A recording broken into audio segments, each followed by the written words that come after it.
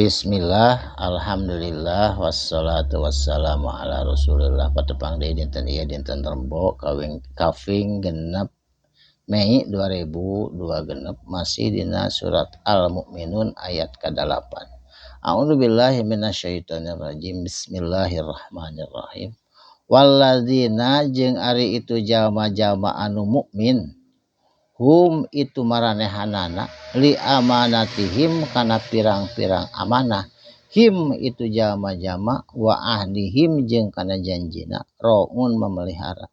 Jadi amanah teh aya nu ti Allah, tentuana anak pemajikan diri urang sorangan eta teh kudu memelihara anu sasae-saena jeung aya amanah ti papada manusia. Eta teh sadayana ge amanah utamina mah nyaeta ngadegkeun salat nu 5 waktu, amanah nu paling sae ku urang kedah dilaksanakeun. Wa ahdihim jeung kana janjina raun memelihara. Jadi umat mukmin mah, umat muslimah tara ingkar janji, tara jalir kana janji. Saterasna. Walladzina jeung jalma-jalma anu mukmin hum itu jalma-jalma ala sholawatihim kana pirang-pirang salatna yuhafiduna manehanana ngajaga ngariksa. Jadi ayat 3 perkara saur Rasul anu dipikaresep amalan ku Allah nyaeta sholu alal waktiha, salat dina waktuna. Kadua birrul walidaini nyaeta berbuat baik ka indung bapa. Katilu jihad fisabilillah. Eta 3 perkara nu dipika cinta ku Allah Subhanahu wa taala. Saterasna ulaika ari itu simma, ari itu perkara anu tadi disebatan humul warisun nyaeta eta teh jalmi-jalmi jalma-jalma warisuna anu ngawaris. Ngawaris naon? Alladzina yarisuna nyaeta jalmi-jalmi yarisuna anu ngawaris firdausa kana surga firdaus, surga nu pangsae-saena. Cek urang kulon mah paradis cenah. Aya dina siiran oge ilahi lastuli firdausi ala tah eta surga firdaus. Hum bari itu jama-jama fiha dina surga firdaus kholiduna langgeng salalamina. Teu aya waktosna saumur-umur. Saterasna nu ayat nu kapayun nyaeta penciptaan manusia. Walaqad jeung sanyana kholaqna geus nyiptakeun kami saur Allah al insana kana insan tegasna manusia min sulalatin tina saripati min tinin tina tanah anu gembur.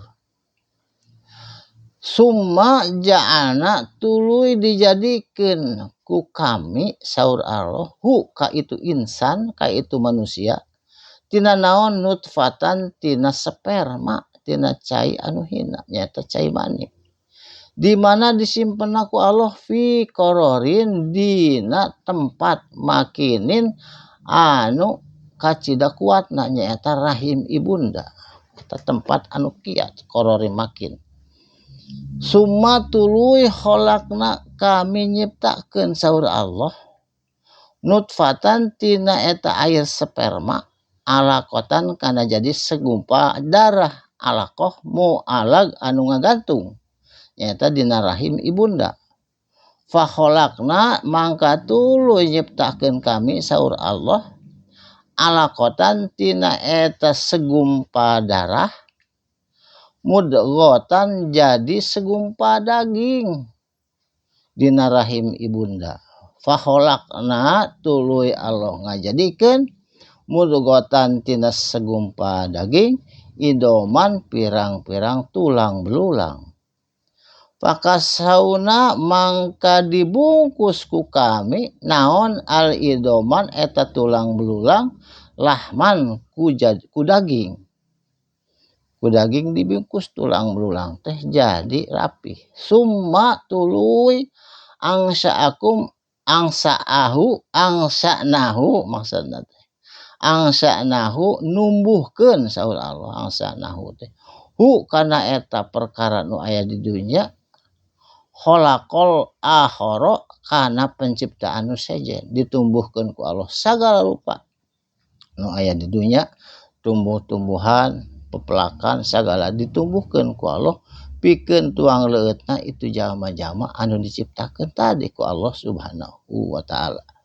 Wa tabarakallahu mangka maha suci Allah, maha barokah Allah, maha seueur Allah tina sagala ciptaanana, ahsanul kholiqina saalus-alusna sebaik-baiknya kholiqina penciptaan.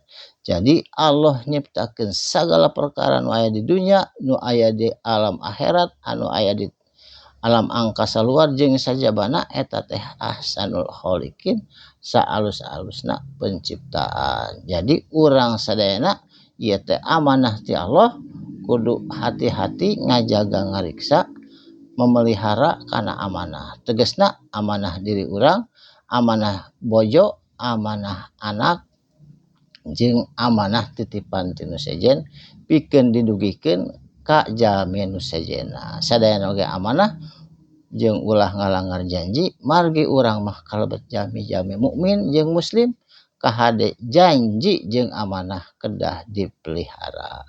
Barakallahu li wa lakum mugi aya manfaatna. Shadaqallahul azim. Wassalamualaikum warahmatullahi wabarakatuh.